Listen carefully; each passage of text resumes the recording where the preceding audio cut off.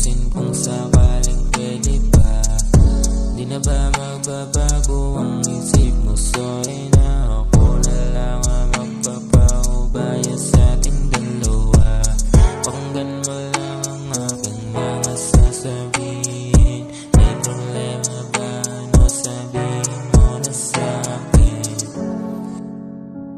Sabihin mo na sa'kin. Sabihin